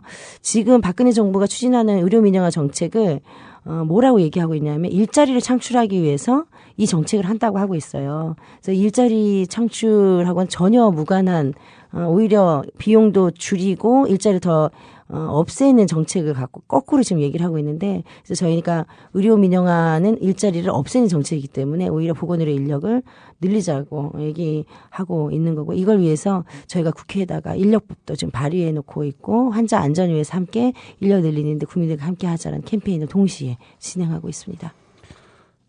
우리나라가 OECD에서 좋은 거는 꼴찌, 나쁜 거는 1위를 그렇죠. 사수하고 있습니다. 참 뭐하는 짓인지 모르겠습니다. 지금 장시간 의료 민영화 문제 얘기해 왔고요. 돈보다 생명을 얘기를 하고 있습니다. 마지막으로 지금 의료 민영화 저지를 위해서 우리가 무엇을 어떻게 해야 될 것인지 말씀해 주십시오. 네, 돈보다 생명을 이런 가치를 가지고 저희가 열심히 해왔는데요. 지금 세월호 참사 사건 이후로 더욱이 이제 돈보다 생명이 중요하다라는 것들 온 국민이 공감하고 있는 것 같습니다. 정말 국민의 안전과 생명 이것보다 더 소중한 가치는 없다고 생각을 하고요. 그것이 바로 우리들이 추구해야 될 가치라고 봅니다. 그러기 위해서 지금 세월호보다 더 큰 참사를 불러올 무분별한 규제 완화가 불러올 이 의료 민영화 정책을 저희가 막기 위해서 우리 국민들과 함께 서명도 하고요. 국회 투쟁도 하고요. 그리고 박근혜 정부의 이 그 무분별한 규제 완화 정책, 의료 민영화 정책을 막기 위해서 저희 노동조합이 최선봉에서 열심히 하도록 하겠습니다. 함께 많은 국민들이 지지해 주시고 지원해 주시기 부탁드립니다. 네, 의료 민영화 저지 문제는 다른 노동조합 투쟁과 달리 국민적 지지와 성원, 연대가 없으면 고립되고 결국은 그 피해는 국민들에게 돌아가는 이런 싸움입니다. 더 많은 관심 부탁드리겠습니다. 지금까지 돈보다 생명을 위해 싸우고 있는 보건의료노조 유지연 위원장님이었습니다. 고맙습니다. 네, 감사합니다. 이윤을 위해 안전과 생명을 무시하고 질주하던 세월호는 균형을 잃고 기울어졌습니다. 보건력을 상실한 배는 전복됐고 마침내 침몰했습니다. 지금 대한민국호 역시 규제 완화, 민영화, 복지 축소로 심각하게 기울어져 있습니다. 대한민국호는 전복될 위기에 처해 있는데 대통령과 정부는 균형을 잡기는커녕 점점 더 1% 기득권 세력을 위한 편향된 정책으로 일관하고 있습니다. 대한민국호의 전복 세력은 박근혜 정권입니다. 전복될 위기에 처한 대한민국호의 평형수는 무책임하고 무능한 정부와 탐욕스러운 자본이 아니라 99%의 국민입니다. 지난 20일 단원고 학부모들이 청와대로 가자며 빗속 행진을 한 이후에 전국 수백 곳에서 촛불 집회가 계속되고 있습니다. 5월 3일 오늘 저녁 6시 서울 청계광장에서도 대규모 촛불 집회가 열립니다. 기울어진 대한민국 호가 전복되어 침몰하지 않게 국민들이 평형수가 되어야 합니다. 거리에서 그리고 광장에서 만납시다. 지금까지 민주노총 홍보실장 정호희였습니다. 다음 주에 뵙겠습니다. 국민라디오 지지하는 4가지 방법 아시나요? 다운로드하기, 별점 주기, 댓글 달기, 구독하기. 국민라디오를 보다 많은 이들에게 전할 수 있는 가장 손쉬운 방법. 다운로드하기, 별점 주기, 댓글 달기, 구독하기. 잊지 마세요. 다운로드하기, 별점 주기, 댓글 달기, 구독하기.